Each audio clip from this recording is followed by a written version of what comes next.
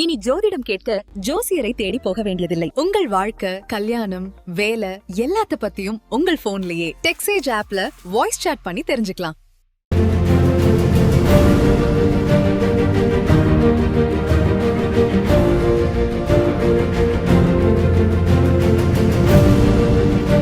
வணக்கம் அன்பு நண்பர்களே, மீண்டும் உங்களை சந்திப்பதில் மிகுந்த மகிழ்ச்சி.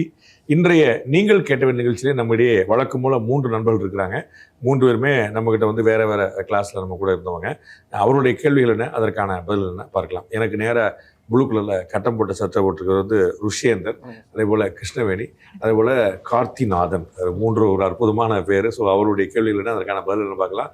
ருஷ்யேந்தர், ஓட்டு யூ சார். ஃபர்ஸ்ட் கேள்வி வந்து நாடாளுமன்ற தேர்தலில் வந்து பிஜேபி தனித்து நின்று 11.7% ஓட்டு எடுத்தாங்க.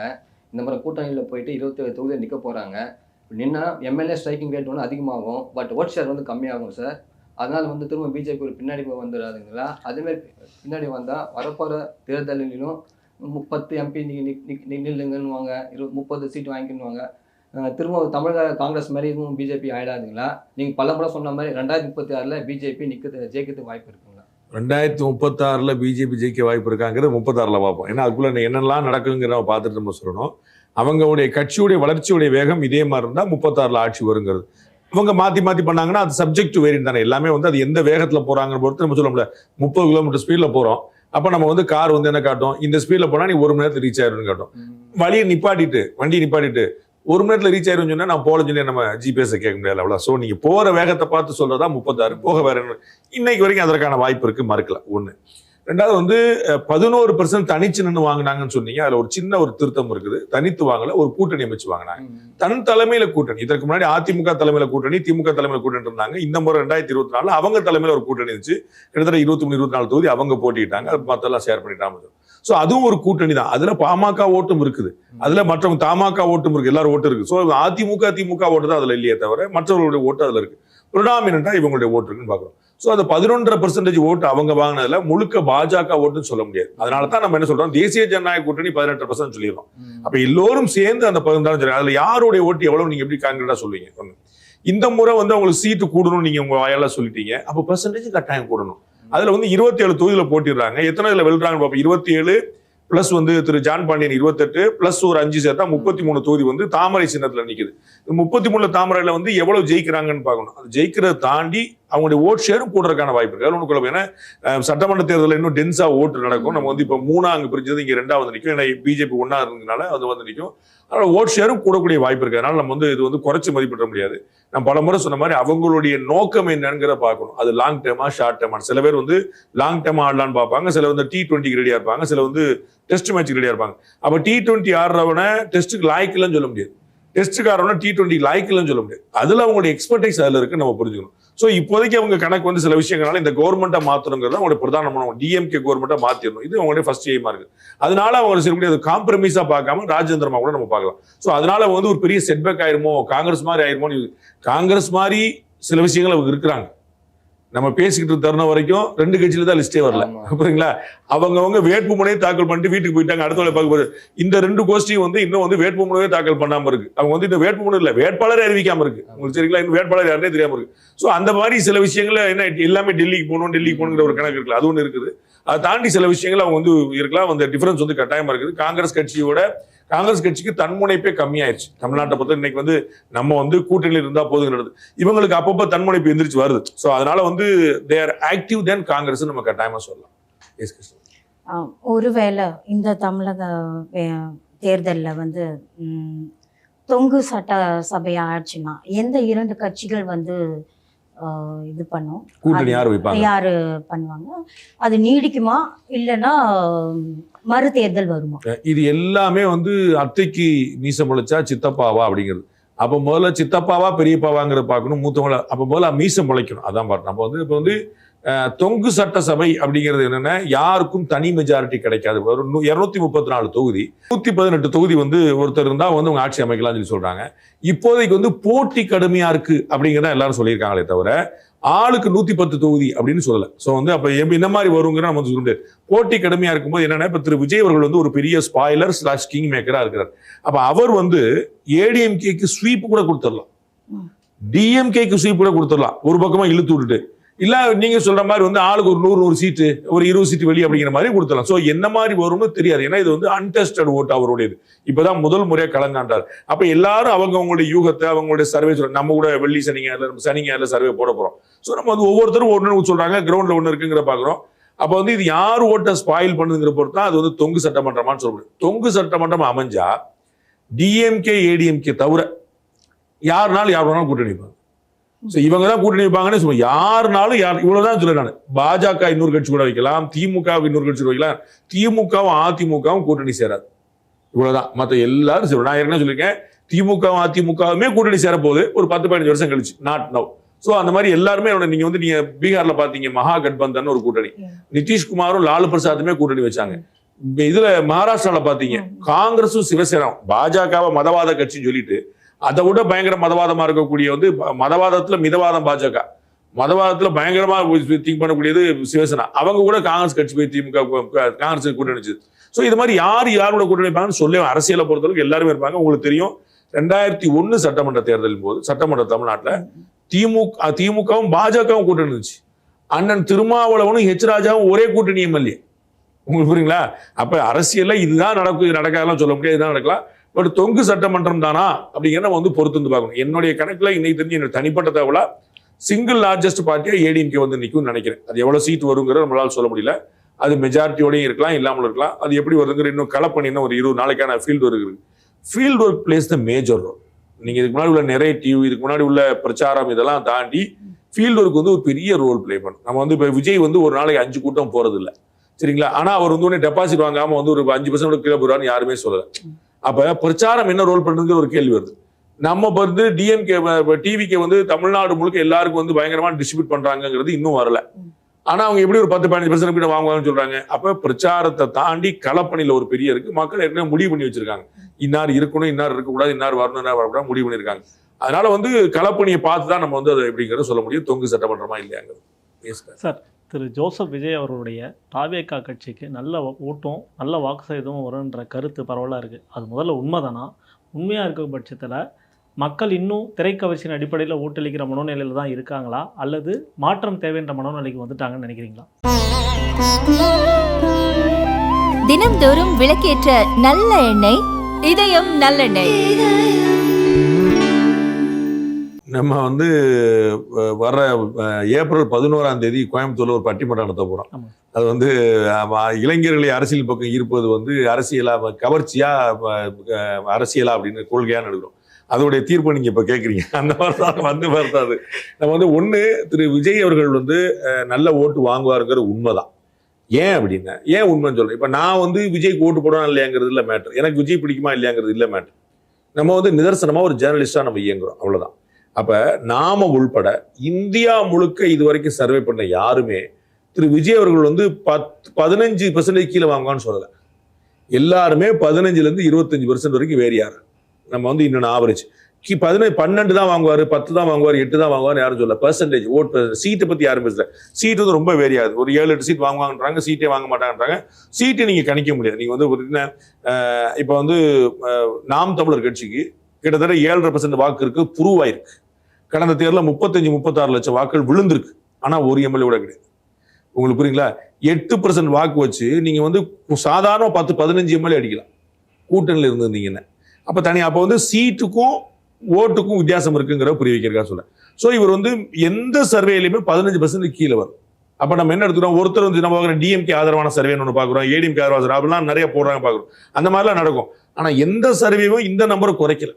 அப்ப நமக்கு வந்து அவருக்கு ஒரு 15% வாங்குறதுக்கான வாய்ப்பு இருக்கு அப்படின்னு நம்ம புரிஞ்சுக்கிறோம். அதுல வந்து அது எஸ்பெஷலி இளைஞர்கள் மத்தியில ரொம்ப ப்ரிடாமினண்டா அவங்களுடைய பார்ட்டி வந்து நல்லா பெனட்ரேட் ஆயிருக்கு, நிறைய உள்ள இறங்கிருக்கு நம்ம பாக்குறோம். ஸோ அது வந்து பெரியவர்கள்ட்டையும் இறங்குதா அப்படிங்கிற நம்ம வந்து போகணும். கிராமத்தில் இருக்குதா, நகர்ப்புறத்தில் இருக்குதா, பட்டியல் மக்கள்கிட்ட இருக்குதா, சிறுபான்மை மக்கள்கிட்ட இருக்குதா, படித்தவர்கள்ட்ட இருக்குதா, சென்னையில் இருக்குதா அப்படின்னு நிறைய செக்டா பிரிஞ்சு கிடக்கு. அதெல்லாம் வந்து அது கொஞ்சம் எலெக்ஷனுக்கு பிறகு நம்ம கணிக்க முடியும்.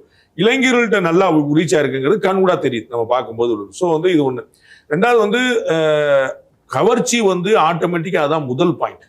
நீங்க வந்து திரு சீமான் கட்சி ஆரம்பிச்சு மக்கள்கிட்ட கொண்டு போய் சேர்றதுக்கு வந்து இந்த 8% வாங்குறதுக்கு அவருக்கு வந்து 10 வருஷம் ஆயிடுச்சு.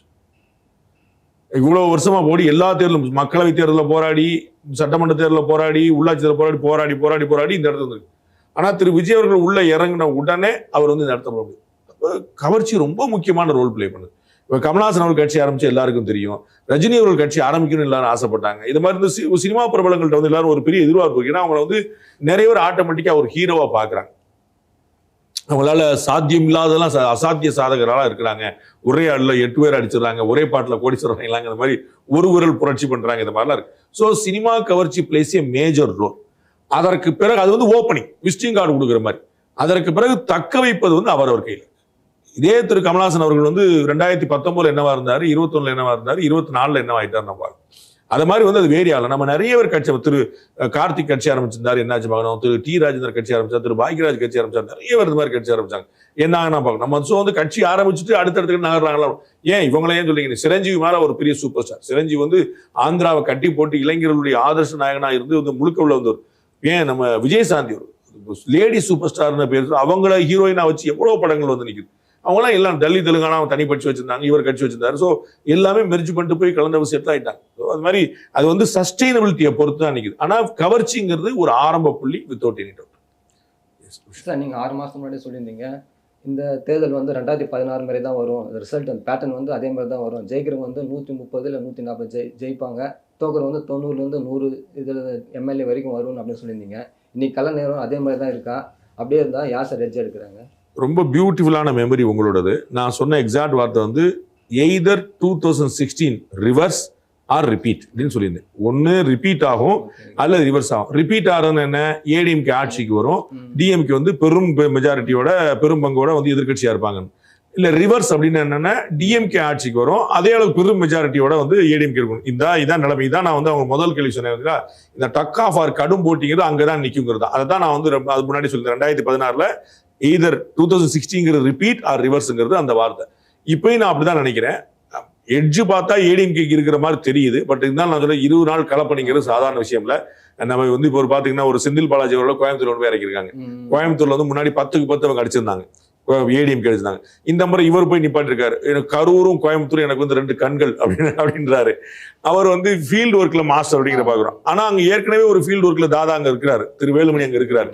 ஸோ தொண்டாமுத்தல் அவர் இருக்கிறார், அவர் தான் அந்த 10 இதையும் பாக்குறாரு. நம்ம பார்க்குறோம். இப்போ நாமக்கல்ல வந்து குமாரபாளையத்தில் போட்டிடுற திரு தங்கமணி இருக்கிறாரு, சேலத்தில் எடப்பாடியார் அவர்களே இருக்கிறாரு. இந்த மாதிரி அங்கங்க அவங்க அங்க ஒரு ஸ்டால் வாட் இருக்கிறாங்க.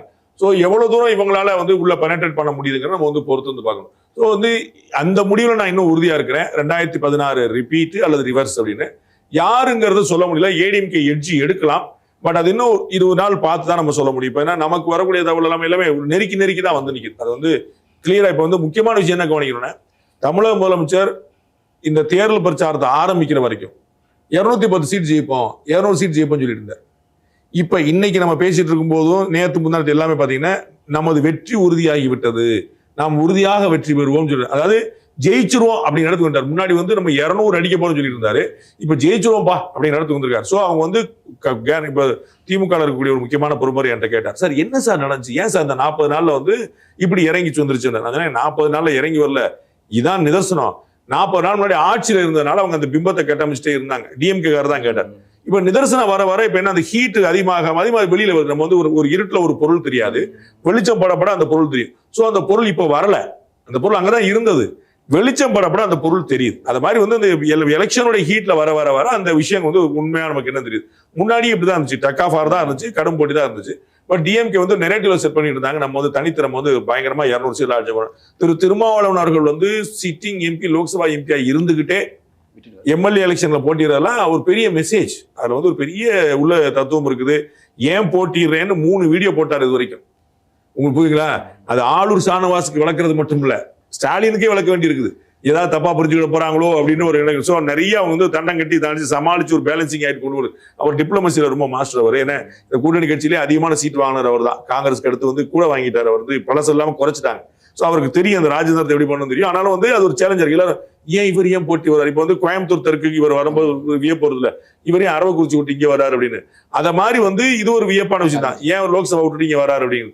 ஸோ அதுல எல்லாமே கணக்கு. அதுல எல்லாம் பாடம் என்னன்னா, பெரிய லெவல வெற்றி பெற போறாங்க அப்படின்னு அவங்க நினைச்சிட்டு இருந்தவங்களே வெற்றி பெற்றலாம் அப்படின்னு நடத்து வருவாங்க. வெற்றி பெற்றுவாங்களா அப்படிங்கிறது அடுத்து நம்ம போகுது. இப்போ ராஜாவோட அதிருப்தி, ராஜாவோட அதிருப்தி வீடியோ ஒன்று வெளியாகுது. இதனால திமுகக்கு இந்த தேர்தலில் பின்னடைவு ஏற்படுமா? நான் ரொம்ப டீட்டெயிலாக ஒரு 7th சென்ஸில் இப்போ நான் லைவ் பண்ணியிருக்கிறேன். நம்ம வந்து இது நேற்றே பப்ளிஷ் ஆகிருக்கும். அது அதில் என்னென்னா, இது முதல்ல திரு ராசா அவர்களுடைய ஆடியோ தானா அப்படின்னு தெரியணும். அது வந்து ஃபர்ஸ்ட். ஏன்னா இன்னைக்கு இருக்கக்கூடிய டெக்னாலஜியில் நம்ம பார்க்குறோம், ஏஐ மாதிரியான விஷயங்களில் அவங்களுடைய நம்முடைய ஹேர் வரைக்கும் வந்து மைனூட்டாக கொடுத்து டிஃப்ரென்ஸ் வந்து கொடுத்துருக்காங்க. ஃபோட்டோவாக ஒரிஜினலாக தெரியாத கொடுத்துருக்காங்க. நரேந்திர மோடி டான்ஸ் ஆடுறாரு, கலைஞர் டான்ஸ் ஆடுறாரு, இது மாதிரி இல்லை நம்மலாம் வந்துருச்சு. நம்ம வந்து அதை மறுக்கக்கூடிய எவ்வளோ தத்ரூபமாக இருக்குன்னு தான் நம்ம பார்க்குறோம். கார்ட்டூன் கேரக்டர்லாம் இல்லை, ஒரிஜினல் கேரக்டர்ஸே கொண்டு வர்றாங்க அந்த மாதிரி பார்க்குறோம். அப்போ இந்த ஒரு ஆடியோ வந்து சரியா தப்பா உண்மையா பொய்யா அப்படிங்கிற முதல்ல தெரியணும். அதற்கு பிறகுதான் நம்ம வந்து உள்ள கண்டென்ட்ல போகிற நியாயமா இருக்கும். நான் வந்து தனிப்பட்ட முறையில் இதை மாதிரி ஹிடன் அஜெண்டாவில் இருக்கக்கூடிய ஆடியோ வீடியோக்கள் பக்கம் நான் மனசை செலுத்துறது, அதை வந்து ஏற்கிறது இல்லை. இதுல என்னன்னா, இது வந்து தனிப்பட்ட விவகாரமா இல்லாம பொது விவகாரமா இருக்கு. அப்ப நான் பொது விவகாரம் தான் அதனால பரவாயில்ல அப்படின்னு நினைக்கிறதுக்கு முன்னாடி இது உண்மையா பொய்யான்னு ஒரு தெரிஞ்சுக்கணும். அப்ப எய்தர் இதை வெளியிட்டவர்கள் அல்லது இதை நிராகரிப்பவர்கள், மறுப்பவர்கள், யாராவது ஒருத்தர் வந்து இது உண்மை பொய்ன்னு சொன்னா மக்களுக்கு தெரியும். நம்ம என்னுடைய பாயிண்ட் தான். ஸோ பொய்ன்னே நிரூபிக்கட்டும்ன்ற நமக்கு அதில் ஒன்றும் தப்பு கிடையாது. பொய் நிரூபிச்சா ஓஹோ பார்த்தீங்களா எப்படிலாம் கிளம்பிட்டாங்க பாரு நம்ம சொல்லலாம். உண்மை ஆச்சுன்னா என்னங்க எப்படி ஆயிடுச்சுன்னு நம்ம பார்க்கணும். ஸோ வந்து let us wait for the அதோட டெஸ்ட்டுக்கு போகட்டும், அது வரட்டும், கட்சிக்காரங்க பேசட்டும், 4 வாத பிரதிவாதங்கள் வரட்டும், நம்ம வந்து we can wait. அது உண்மையாக இருந்தால் அது நம்ம யாரும் கவனிக்கிறத விட திமுக தலைமை தான் கவனிக்கும். உங்களுக்கு புரியுங்களா? நம்ம வந்து இது வந்து உண்மையா பொய்யா, அவர் வாய்ஸா கட் பண்ணி ஒட்டி போட்டிருக்காங்களா, வேற சந்தர்ப்பத்தில் வேற வார்த்தை பேசினதா, அதை ஒட்டி வந்து இங்கே போட்டிருக்காங்களா, வந்து அந்த அந்த பாட்டுல என்ன இளையராஜா என்னம்மா பண்ணிருக்காரு, கொன்னுட்டாரியா அப்படிங்கிறத, இளையராஜா கொன்னுட்டாரு அப்படின்னு போட்டு கட் பண்ணி போடலாம். நீ அந்த பாட்டுல இளையராஜா என்னமா கொண்டுட்டாரியாங்கிற விட்டுட்டு கட் பண்ணி இளையராஜா கொண்டுட்டாரு, என்ன இளையராஜா கொண்டுட்டாரா அப்படின்னு அப்படிங்களா? அப்ப அது என்ன நடந்திருக்குன்னு தெரியாது. அப்ப வந்து இதுல ரொம்ப அதிகமா கவனம் செலுத்தக்கூடியவர்கள் யாரா இருப்பாங்க அப்படின்னா திமுக தலைமை தான். ஸோ இது வந்து இது உண்மையா பொய்யா அப்படிங்கிற நாமெல்லாம் கவலைப்படுறதோட திமுக தலைமை ரொம்ப முக்கியமாக கவலைப்பட்டு அது ஒரு எக்ஸ்பிளனேஷன் கொடுக்க நம்ம எதிர்பார்க்கலாம். தேசிய கட்சிகளாக இருக்கக்கூடிய காங்கிரஸ் மற்றும் பாஜக வேட்பாளர் தேர்வில் ரொம்ப குழப்பமான சூழலில் இருக்காங்க. இது வந்து ஹைகமாண்டுடைய உத்தரவு ஒரு காரணமாக இருக்குமா, அல்லது ஸ்டேட் யூனிட்டுக்குள்ளேயே வந்து பல குழப்பங்கள் இருக்கிறதுனால இவங்களால முடிவெடுக்க முடியலையா, அல்லது ரெண்டுமே தான் திராவிடர் கட்சிகள் வந்து சீட்டு ஒதுக்கீடு செய்ததில் திராவிட கட்சிகள் சீட்டு ஒதுக்கீட்டில் குளறடி பண்ணிட்டாங்கன்னு வச்சுக்கோங்க. திமுக வந்து காங்கிரஸுக்கு அநீதி அளிச்சிருச்சு, அதிமுக வந்து பாஜக அநீதி அளிச்சிருச்சுன்னா வச்சுக்கோங்க, அப்படியே வச்சுக்கோங்க. நீங்க தான் தேசிய கட்சி ஆச்சு, நீங்க தான் நாடு முழுக்க ஆள போறவங்க, ஆண்டுட்டு இருக்கிறீங்க. உங்களுக்கு வந்து 27 தொகுதிக்கு ஆள் கிடையாதா? அப்ப எனக்கு ராமநாதபுரத்துக்கு, புதுக்கோட்டைக்கு, தஞ்சாவூருக்கு ஆள் கிடையாதுன்னா நீங்க என்ன ஆளப்போறேன்னு சொல்லிட்டு இருக்கிறீங்க? உங்களுக்கு புரியுங்களா? நான் வந்து அவங்க மோசடி பண்ணிட்டாங்க, ஏமாறு நீங்க தானே இருந்தீங்க, உங்களுக்கு தெரியாம கையெழுத்து போட்டு அனுப்பல. உங்களுக்கு புரியுங்களா? அப்போ வந்து நீங்க காங்கிரஸ் கட்சி வாங்கின சீட்டோ 28, இவர்கள் வாங்கின சீட்டு 27, இதுல வந்து உங்களுக்கு தெரியாம அப்போ வச்சு கொஞ்சம் நேரம் தள்ளி விடலையே. நீங்க போய் நெகோசியேட் பண்ணி நல்லது பொழுது பார்த்து வேண்டியது கேட்டு மாத்தி கேட்டு அப்படிதான் வந்திருக்காங்க. நாம என்ன அறிகிறோம், ஏடிஎம்கேல சிட்டிங் எம்எல்ஏக்களை டிஸ்டர்ப் பண்றது இல்லை, 1 வச்சிருக்காங்க. மாவட்ட செயலாளர்களை கைவிடுறது இல்லை, 2 வச்சிருக்காங்க. மாவட்ட செயலாளர் எங்க கூடவே இருந்தாங்க டஃபான நேரத்தில். டிடிவி வெளியே போனாரு, ஓபிஎஸ் வெளியே போனாரு, இந்த மாதிரிலாம் வரும்போது எங்கேயுமே போகாம கூட இருந்தாங்க. ஸோ அவங்களை நான் விடுறது இல்லைன்னா 2 விஷயங்கள திரு இபிஎஸ் ரொம்ப தெளிவாக இருந்தார். அப்போ மிச்ச இடங்களை தான் நீங்க வந்து பேசி ஆகணும். அந்த 24 கணக்கை வந்து பிஜேபி பேசும், 21 கணக்கை வந்து டிஎம்கே பேசும். அப்போ வந்து இதே தான் டிஎம்கே நடக்கும் உங்களுக்கு மாற்றி மாற்றி. ஏன்னா டிஎம்டிகே உள்ள வந்துருச்சு. அப்போ புதுசா ஒரு 10 தொகுதி அவங்களுக்கு பிடிக்கணும். அப்போ வந்து எல்லா கட்சிக்கும் 2 போகும். அப்போ இந்த நிலைமை இருக்கு. ஆனா யார் யாருக்கு என்னென்ன தொகுதிங்கிறது எல்லாரும் ஃபிக்ஸ் பண்ணது தானே. இப்ப விடுதலை சிறுத்தைகள் கட்சிக்கே தொகுதி மாத்திருக்காங்க, 2 கம்யூனிஸ்ட் கட்சிக்கே தொகுதி மாத்திருக்காங்க. அவங்க போட்டிட்டு தொகுதி எல்லாம் கொடுக்கல, எல்லாமே அப்படியே கொடுக்கல, மாத்தி தான் கொடுத்துருக்காங்க. அப்போ வந்து எல்லாரும் அவங்க கேண்டிடேட் பார்த்துருக்காங்க. உங்களுக்கு பாக்குறது என்ன? அது போக தொகுதியை நீங்க எப்படி செலக்ட் பண்ணுவீங்க? கேண்டிடேட் வச்சு செலக்ட் பண்ணணும். அப்ப நீங்க கேண்டிடேட் அங்க போல உங்களுக்கு ஒரு 2 பேர் 3 பேர் உங்களுக்கு பிடிக்க முடியும், ஐடென்டிஃபை பண்ண முடியல. 234 தொகுதிக்கு ஒருத்தர் கேண்டிடேட் போட்டார். யாருங்க? விஜய். நம்ம அதுக்கு முன்னாடி 234 தொகுதிக்கு ஆண் பெண் பிரிச்சு 170 பேர் விஜய் சீமான் போட்டார். எப்பயும் அவங்களும் 234 பேர் கிடைக்கிறாங்க, உங்களுக்கு ஒரு 27 பேர் கிடைக்கலையா? அப்ப ராமநாதபுரம் சீட்டு உங்களுக்கு அலாட் பண்ணிருப்பாங்கல்ல, அலாட் பண்ண அன்னைக்கு ராமநாதபுரத்துக்கு முருகேசன், மடசாமி, கந்தசாமி 3 பேர்ல ஒருத்தர் அப்படி ஃபிக்ஸ் பண்ண வேண்டியதானே. தஞ்சாவூருக்கு இவங்க, புதுக்கோட்டைக்கு ஒரு 3 பேர் வச்சுக்கோங்க, போட்டு டெல்லிக்கு அனுப்புங்க, யாரோ ஒருத்தர் போட்டு இங்கி பிங்கி வாங்கி போட்டு கொடுங்க, முடிஞ்சு வச்சுக்காது, அவ்வளவுதானே. ரொம்ப பெரிய ஆச்சரியம். இதுல வந்து நீங்க சும்மா நாத்துக்கு போய் திராவிட கட்சிகள் திமுக அதிமுக செஞ்ச சதி, சரி நீங்க தானே போய் கைது போட்டு வாங்கிட்டு இருந்தீங்க. இதே குழு வானதி அக்கா, தமிழிசை அக்கா, பியூஷ் கோயல், நயினார் நாகேந்திரன், இவங்க எல்லாம் வந்து அண்ணாமலை இருந்தாரு, எல்லாருமே இருந்தாங்களே. 2வது நாள் அவங்க பேசிட்டு வரும்போது ஃபைனல் பண்ணும்போது இவங்க எல்லாம் இருந்தாங்களே. எல்லாருக்குமே தெரியுமா யாரா ஒருத்தர் வந்து இந்த 27 தொகுதி என்னன்னே தெரியாது. என்னங்க ஆந்திரால 2 தொகுதி கொடுத்துட்டீங்கன்னா கேட்டாங்க. அப்படிலாம் இல்லை, எல்லாமே இங்க உள்ளது 27 தொகுதி தானே. அப்ப உங்களுக்கு அதுல என்ன இருக்கு? அப்ப அதுதானே காங்கிரஸுக்கும். நீங்க சீட்டு யாருக்கு கொடுக்குறீங்கிறதுல வியாபாரம் நடக்குதாங்கிறது 2வது கேள்வி. அது வந்து காங்கிரஸ் வந்து குற்றச்சாட்டு வந்துருச்சு. செல்வி ஜோதிமணி பயங்கரமா அனுப்பிட்டாங்க, பிரவீன் சக்கரவர்த்தி கேள்வி பண்றாரு, மாணி தாக்கூர் சண்டையை போட்டு ரிபல் பண்ணி வரணுன்றாரு, இனி ஆட்டில சேர்க்காதீப்பா, அந்த கெட்ட பேர் எனக்கு வேற வேண்டாங்கிற மாதிரி போடுங்க. பிஜேபியில் அந்த தகராறு இல்லை, நீங்க கேட்ட மாதிரி கோஷ்டி தகராறு, என் ஆளுக்கு 2 சீட் கொடு, உன் ஆளுக்கு 2 சீட் கொடுன்னு பழைய காங்கிரஸ் மாதிரி, புது காங்கிரஸ் நவீன காங்கிரஸா மாறல, பழைய காங்கிரஸ் மாதிரி கோஷ்டி இருக்குன்னு சொல்லலாம். பட் பாயிண்ட் என்ன, இன்னைக்கு வந்து வேட்புமனு தாக்கல் பண்ணி எல்லாரும் வேலையை பார்க்க போயிட்டாங்க. நீங்க என்ன வேட்பாளரே அறிவிக்கல. இது கட்டாயமா நிக்க போற வேட்பாளருக்கே பின்னாடி தானே. நான் அறிஞ்சு ஒரு வாரமா இந்த சீட்டு கேட்டு வந்தவங்க 10 பேர் வந்து 10 பேர் மேல எனக்கு தெரிஞ்சு 10 பேர் சென்னையில் உட்காந்துருக்காங்க. அவங்களாம் வேற ஊருக்காரங்க, இங்க வாங்கிட்டு ஊருக்கு போகணும் அப்படின்னு கணக்கு. அது இருக்குதா இல்லைன்னு தெரியும். நீங்க எப்படி வேலை பார்ப்பீங்க? இது போக நாமினேஷன் ஃபைல் பண்றதுக்கு ஹாஃப் டே போயிடும் சார். நாமினேஷன் வந்து இங்க நாள் பார்த்து நேரம் பார்த்து கோயிலுக்கு போயிட்டு இன்னும் 3 நாள் தான் பாக்கி இருக்கு. நாமினேஷன் தாக்கல் பண்ணா பூரா லீவா வருது வரிசையா. அப்போ வந்து குட் ஃப்ரைடேல இருந்து வரிசையா லீவ். அப்போ வந்து நீங்க நாமினேஷன் தாக்கல் பண்றதுக்கே ஒரு ஹாஃப் டே வரும். நீங்க போயிட்டு வந்து கையெழுத்து போட்டு ஃபார்மாலிட்டிலாம் முடிச்சு வர்றது. அப்ப இருக்கிறதே 3 நாள், அதுல 6 நாள் அதுல போயிடும். 23ஆம் தேதி போலிங்க, அதுல 21ஆம் தேதி நைட்டுக்கு அப்புறம் நீங்க எலெக்ஷன் இதே ப்ராபகண்டாவே பண்ண முடியாது. என்ன கணக்கு இதெல்லாம் அவர்கள் தெரியும். அப்படி ஆட்டோமேட்டிக்கா மக்கள் வந்து நான் தாமரை சின்னத்துக்கு தான் ஓட்டு போடுவேன், நான் கை சின்னதான் ஒண்ணு ஏதாவது மக்கள் தவம் கிடக்குறாங்களா? அப்ப தெரிய வேண்டாமா? அப்ப நம்ம வந்து கூட்டணியுடைய சப்போர்ட் நமக்கு தேவைப்படுது. அப்ப முன்னாடி நிக்கணும்ல. இன்னைக்கு பிரச்சாரம் போறவங்க யாருக்கு பிரச்சாரம் பண்ணுவாங்க? இன்னைக்கு காங்கிரஸ் கட்சி அறிவிப்பு வேட்பாளர் சிஎம் சொல்லியிருக்காரு, காங்கிரஸ் கட்சி விரைவில் வேட்பாளர் அறிவிக்கும், அவருக்கு வாக்களிக்க வேண்டும். யாருன்னே வேட்பாளர் பிரச்சாரத்துக்கு போயிட்டார் அவரு. அதே நிலைமை தானே திரு எடப்பாடி பழனிசாமிக்கும், யாருன்னே சொல்ல முடியாம இருப்பாங்கல்ல. அப்ப இது இந்த கட்சிகள் தேசிய கட்சிகளுக்கு வந்து தமிழ்நாட்டில் வந்து ஒரு பிம்பத்தை கட்டமைக்கிறாங்க. எதுக்குப்பா தேசிய கட்சியில போறீங்க, எதுக்கு டெல்லி போறீங்க, வாங்க நமக்குள்ள பேசணும். அப்ப இதை வந்து வலுப்படுத்துற மாதிரி தானே போயிருது. இல்லைங்க தேசிய கட்சி தமிழ்நாட்டில் இருந்தா நல்லதுங்க, தேசிய நீரோட்ட நிலையெல்லாம் காட்டணும். அப்ப எல்லாருக்கும் முந்தில செய்யணும். இது அந்தந்த கட்சி தலைமை யோசிக்கணும். மாநில தலைமை ஒரு பட்டியல் கொடுக்குது, மத்திய தலைமை தாமதப்படுத்துது, எல்லாத்துக்கும் சேர்த்து கொடுக்குறேன், வெஸ்ட் பெங்காலோட சேர்த்து போடுறேன், கேரளா அது போடுங்க. நான் தான் சொன்னேன் உங்கள்கிட்ட, 27 தொகுதியில நீங்க 15 தொகுதி ஃபைனலைஸ் பண்ணி 15க்கு ரிலீஸ் பண்ணி விடுங்க. அந்த வேலையா நடக்கட்டும். மிச்சம் பண்ண அப்புறம் வந்துக்கிட்டோம். 27க்கு மொத்தமா தவணை ஏதாவது சபதம் பண்ணிருக்குமா, சத்தியம் பண்ணிருக்குமா, என்ன கணக்கோ அவருடைய ராஜேந்திரத்தை நம்மால் புரிந்து கொள்ள முடியவில்லை. All fine. Yes yes yes sir, இது காமனான கேள்வி. எஸ், இது தமிழ்நாடு வந்து சமூக நீதி மாநிலம் அப்படின்னு சொல்லிட்டு இருக்காங்க. ஆனால் இங்கே ஒரு தலித் வந்து ஒரு பொது தொகுதியில் நிற்கிறதுக்கோ இல்லை மாவட்ட செயலர் ஆகிறதுக்கோ பல முறை தடுத்து நிறுத்தப்படுறாங்க. ஆனால் இவங்க சொல்கிற வடக்கன்ஸ் மாநிலமான யூபியில் பார்த்தீங்கன்னா 20% உயர் ஜாதி வகுப்பினர் இருக்கிற மாநிலத்தில் மாயாவதி 2007 எலக்டட் சிஎம் ஆகிட்டாங்க. ஆனால் உண்மையான சமூக நீதி மாநிலம் யூபியா தமிழ்நாடா சார்? சமூக நீதி மாநிலம்னு நம்ம எதையும் பார்க்க வேண்டிய, சமூக நீதி நாடே இருக்கு. இந்தியாவே சமூக நீதிக்கானதான். நம்ம வந்து அப்துல் கலாம் அவர்களை நம்ம வந்து ஜனாதிபதி ஆக்கியிருக்கிறோம். நம்ம திரௌபதி முர்மு பட்டியலினத்தை சேர்ந்த பழங்குடி இனத்தை சேர்ந்த ஒரு பெண்ணை நம்ம வந்து ஜனாதிபதி ஆக்கியிருக்கிறோம். இது மாதிரி நம்ம வந்து பல சந்தர்ப்பங்களில் நிறைய தலைவர்களை உருவாக்கி கக்கனை வந்து இன்னைக்கு வரைக்கும் போற்றக்கூடிய ஒரு மாநிலம். நம்ம அது இந்தியா முழுக்க அந்த மாதிரி தான் இருக்குது. நம்ம வந்து யாரையுமே நம்ம ஜாதி பார்த்து, ஸோ இவர்கள் சமூக நீதினு இவங்களுடைய அரசியல் பீமம் நாங்கள் தான் வந்து இப்படின்னு இந்தியாவே சமூக நீதி தான். யாரும் இந்த ஜாதி நம்ம வந்து பார்த்து நம்ம பண்ணதே இல்லை. நம்ம வந்து தலைவர்கள் நல்லவர்களாக இருந்தால் யாரும் இருந்தாலும் அம்பேத்கரை இந்தியா கொண்டாடலையா? காங்கிரஸ் கட்சி தான் எதிர்த்துச்சு, மற்ற எல்லா கட்சியும் ஆதரிச்சது. அம்பேத்கருக்கு இன்னைக்கு வரைக்கும் பாஜக செஞ்சுக்கிட்டே இருக்கு, பாஜக செஞ்சுக்கிட்டே இருக்கு. அவர் குடியிருந்த வீடு, அவர் படித்த வீடு, அவர் வெளிநாட்டுல இருந்த ரூமு, இதெல்லாம் வந்து அரசுடைமை ஆக்கி வாங்கி அவருடைய நினைவுலமா கட்டிட்டே போறாங்க. அந்த மாதிரி பண்ணிட்டு இருக்காங்க. ஸோ வந்து எல்லாரையும் அம்பேத்கர் வந்து பட்டியலத்தை சேர்ந்தவன்னு பார்க்கல, இன்னும் நம்ம வந்து சட்ட தந்தைன்னு கொண்டாடுறோம், நம்ம அரசமைப்போடைய தந்தை அப்படின்னு கொண்டாடுறோம். அந்த மாதிரி தான் நம்ம பார்க்கணும். ஸோ வந்து நம்ம இது சமூக நீதி மாநிலம் தமிழ்நாடா யூபியாங்கிற சமூக நீதி நாடு இந்தியா, அதோட குழப்பம் இங்க வந்து பேசப்படுது. இக்கல நம்ம வந்து பல உதாரணம் சொன்னேன். இது வந்து அவர்கிட்டயே வர கேட்கப்பட்டுச்சு. நான் வந்து இதுவரைக்கும் பதில் வரவே இல்லை.